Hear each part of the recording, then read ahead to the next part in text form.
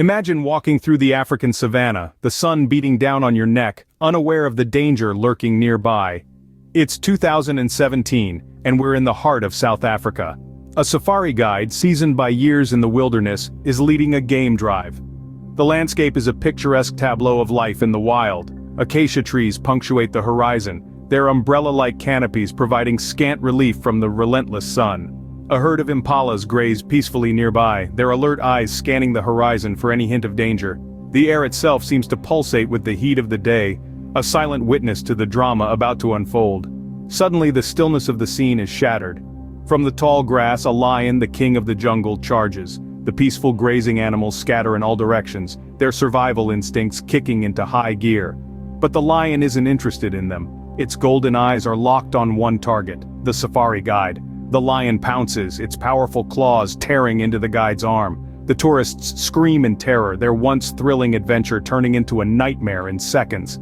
There's a brutal struggle. The guide's attempts to fend off the lion only seem to enrage it further. The air is filled with the roar of the lion, the screams of the tourists, and the gut-wrenching sound of flesh being torn apart. The attack, as sudden as it started, ends. The lion retreats, leaving behind a scene of carnage. The guide, his arm a bloody mess, is in shock. He survived, but at what cost? The guide survived, but he was left with deep scars both physically and mentally. His experience serves as a chilling reminder of the power and unpredictability of the wild, and the unseen predators that may lurk there. Now let us travel back in time to the late 19th century to the region of Tsavo in Kenya. Imagine, if you will, the harsh, unforgiving landscape of Tsavo, where the sun blazes in a cloudless sky and the savanna stretches out in an endless expanse. It's here, amid the dust and heat, that an ambitious project is underway, the construction of the Kenya-Uganda Railway, a testament to human resilience and ingenuity. But in the shadows of the African bush, two creatures stir. They are not impressed by the human endeavor unfolding before them. They are the infamous man-eaters of Tsavo, two male lions with an unsettling appetite for human flesh. The workers, many of them from India, toil under the relentless sun, their bodies slick with sweat, their spirits dampened by fear. At night, they huddle in their makeshift tents, their hearts pounding in their chests as the distant roars of the lions echo through the darkness. Then, under the cloak of night, terror strikes. The lions, powerful and stealthy, creep into the camp. They drag men from their tents, the horrifying screams piercing the stillness of the night. The ground, come morning, is soaked with blood, a chilling testament to the brutal attacks. The workers live in constant fear, their dreams haunted by the glowing eyes and thunderous roars of the man-eaters. Every night is a game of Russian roulette, every dawn a sigh of relief for those who survive. The reign of terror continues until one man, a British officer named Lieutenant Colonel John Henry Patterson, decides to take matters into his own hands. Armed with courage and a high-powered rifle, he stalks the predators, his resolve unwavering. After a series of intense confrontations, Patterson manages to kill both lions, bringing an end to the nightmarish ordeal. But the scars remain. Over 30 men fell victim to the man-eaters of Tsavo, their lives cut short in a land far from home. The reign of terror ended when a British officer killed both lions, but not before they had claimed over 30 victims. Our next story takes us to India, to a village in Gujarat, in the year 2007. We find ourselves in a tranquil rural setting, where the rhythm of life dances to the tune of the seasons. Here, in this quiet corner of the world, a farmer named Harish was simply going about his daily routine, tending to his crops under the warm Indian sun. Harish was a man of the earth, a tiller of the soil, whose life revolved around the cyclical rituals of planting and harvesting. His hands were calloused, his back was bent from years of labor, but his spirit was as robust as the crops he nurtured. His day started with the crowing of the rooster and ended with the setting sun. A simple life, a humble existence, but one that Harish cherished. Then, on a day as ordinary as any other, the mundane was shattered by the extraordinary.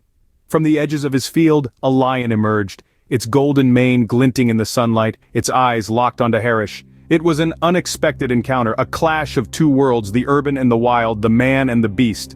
Without warning, the lion attacked. Its powerful jaws clamped onto Harish's leg, its teeth sinking into flesh and bone. The peaceful field was suddenly a battleground, and Harish found himself fighting for his life. He fought back with everything he had, using his farming tools as weapons, his screams echoing through the quiet village. The struggle was fierce and Harish was gravely injured. But he survived. He survived, but at a cost. His leg, mangled and torn, could not be saved. Harish was left with a permanent reminder of the encounter, a testament to the raw power of nature, a symbol of the thin line between man and beast. The farmer survived but lost his leg, reminding us that humans are not always the dominant species. This tale from Gujarat is a stark reminder of the brutal reality of the wild, a world where survival is the only rule and every day is a battle. From the wilds of India, we now move to a place where one would least expect a lion attack, a zoo in San Francisco. It was December 2007, a festive atmosphere filled the air in the San Francisco Zoo. Families, friends, couples, and individuals gathered to appreciate the marvels of nature safely behind fences and glass. But as we know, nature is unpredictable and sometimes so are humans. A young man brimming with a mix of curiosity and recklessness decided to cross the boundaries that were meant to separate the wild from the civilized. He climbed into the enclosure of Tatiana, a Siberian tiger, defying the barriers put in place for his protection. The onlookers, initially disbelieving, soon found themselves frozen in terror as the scene unfolded. The lioness, disturbed and provoked, did what comes naturally to her. She defended her territory. Tatiana's powerful jaws closed around the young man's neck, her sharp teeth piercing through skin and bone. The guttural growls of the tiger echoed through the enclosure, a chilling soundtrack to a scene of primal horror. The zookeepers, alerted by the screams of the horrified crowd, sprung into action. They fired tranquilizer darts, but it was too late. The young man lay motionless, his life ended abruptly in a savage encounter that should never have happened. The zoo was plunged into a state of shock and mourning, the festive atmosphere replaced by a solemn silence. Graphic though this account might be, it serves to underscore an important reality. No matter how tame they may seem behind the barriers of a zoo, these are wild animals, creatures of instinct and power. They command our respect and our caution. The young man did not survive, a tragic reminder of the deadly power of these magnificent creatures. His story serves as a poignant lesson about the boundaries we must respect, the lines we should never cross, and the deadly consequences of underestimating the power of the wild. These stories remind us of the raw, brutal power of nature and the inherent dangers of encountering wildlife in their habitat, or ours. In the wake of these accounts, it becomes clear that our fascination with the wild, with the untamed and with the creatures that roam these realms can sometimes blur the line between admiration and intrusion. It's a line we tread lightly, often forgetting that we are visitors in their world, not the other way around.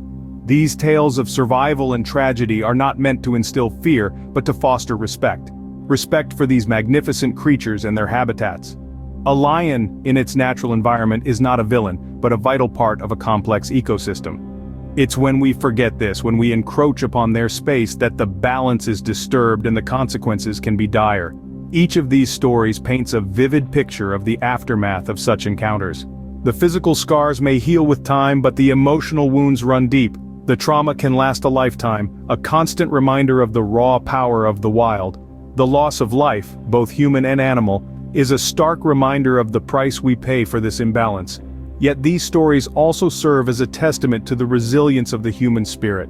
The survivors, despite their harrowing experiences, often emerge stronger, with a renewed understanding of the delicate balance of life in the wild. Their stories are a reminder that we are not the masters of this planet but merely cohabitants. In our pursuit of progress, let us not forget the importance of preservation. Our survival is intertwined with theirs. We must learn to coexist, to respect their space as much as we value our own. As we marvel at the majesty and power of lions, let us not forget the lessons these stories teach us about the delicate balance between humans and wildlife.